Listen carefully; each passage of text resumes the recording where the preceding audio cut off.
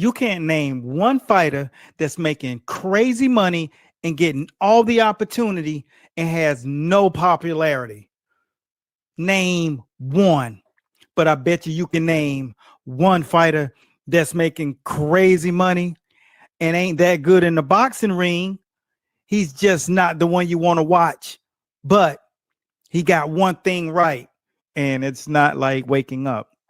Just like what we did with Shane. We opened his eyes and he started really honing in more on it. Now he's showing up in, arenas and being on these interviews and he's getting that lane.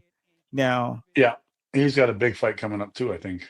yeah, he wants to fight. He's calling out Aris Landalora, but you gotta That's still, yeah, if you get the juice is gonna get you out of fights.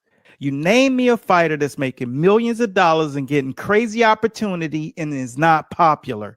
Answer that right now. Name one fighter that's making millions of dollars and has no popularity.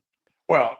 I just saw it was one of those little shorts from YouTube Mm-hmm. last night. It was Claressa Shields talking about Jake Paul and the things she learned from Jake Paul. He said something that stuck with me long for it. He said something, and I haven't told him this. I'm going to go ahead and tell him. Okay, tell him.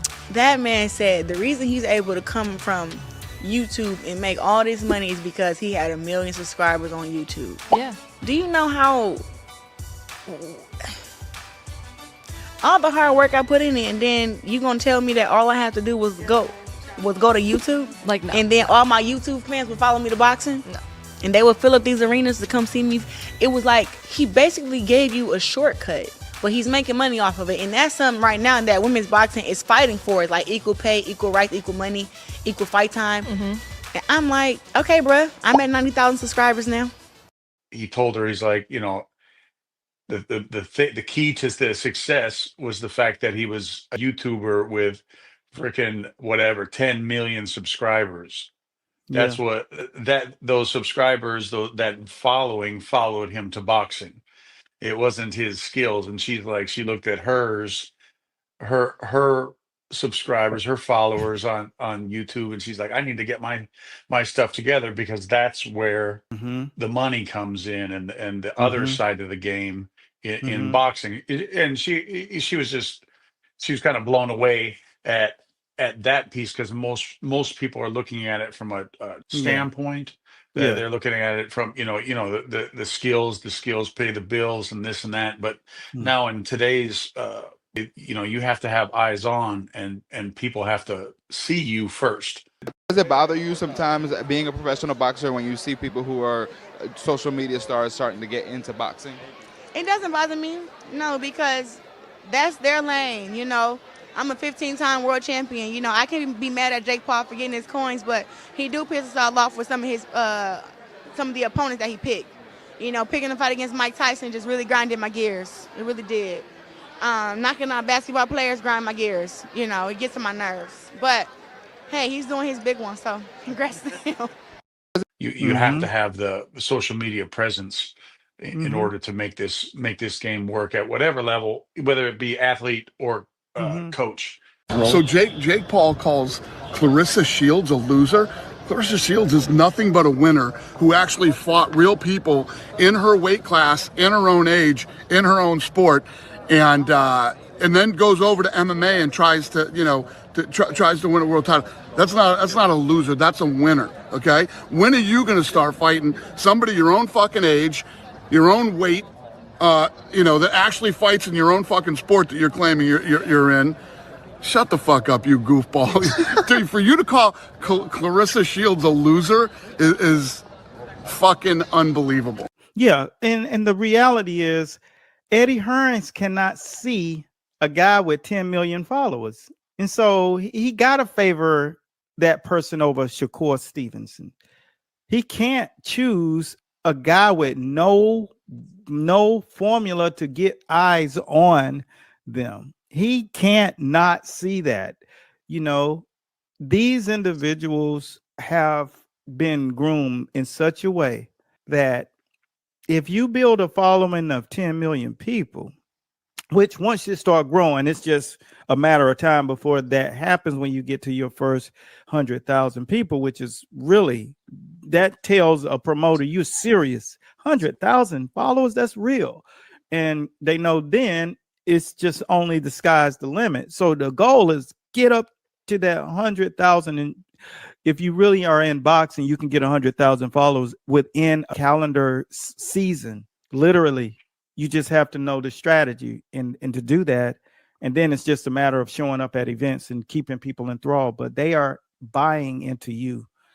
They're buying into you, and they want to be a part of your journey because they feel like they're only 1 degree of separation between success for themselves. And that's the followers, because everybody's trying to reach success. So if she listened to that and that sparked it, because it came straight from the horse's mouth, how can Floyd not see a guy in De La Hoya, not see a guy who has 1 million people follow him or 100,000 people that follow him? He has the recipe to grow, and it takes that pressure off of them. And then they don't have to spend that money trying to build a guy who they don't even know knows how to connect with an audience. Yeah. So it's only understanding how to succeed after you finish your boxing career.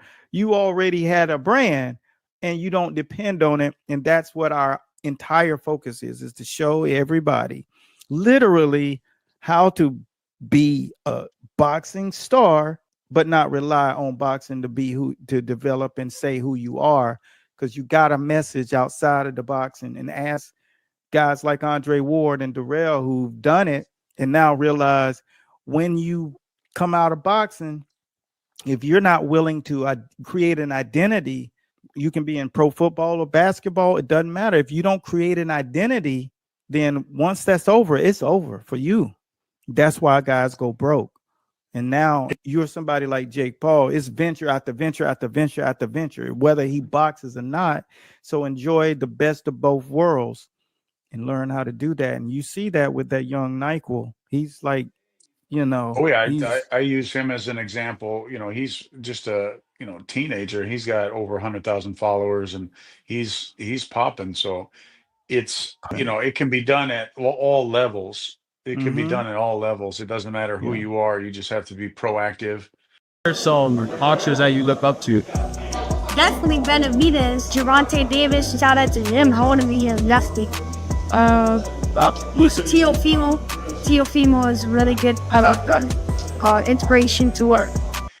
Follow the right process. It's because there is a method to it. And like you said in the beginning, if you don't have somebody like that coach in New York, if you don't have somebody guiding you through it, you're just spinning your wheels a lot of the times. And you may have this or that, but you don't have a vehicle to get eyes on it.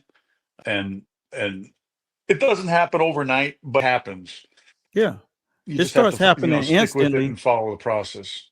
Yeah, it starts happening instantly. Your growth, when you understand the process, is be valuable to the people who are watching you, because they know immediately if you're valuable or if you're about you.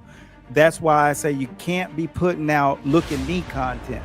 Don't make it about you. Make it about the journey, the things that people actually are all going through, in life. How do you overcome it? Because you're hurdling over things. Share that kind of thing with people, and it makes your story more relevant. More journalists will want to take part in interviewing you, and more people will want to take part in you, and it just won't be in one lane. But having boxing is a huge thing. You can't name one fighter that's making crazy money and getting all the opportunity and has no popularity. But I bet you can name one fighter that's making crazy money and ain't that good in the boxing ring. Name one.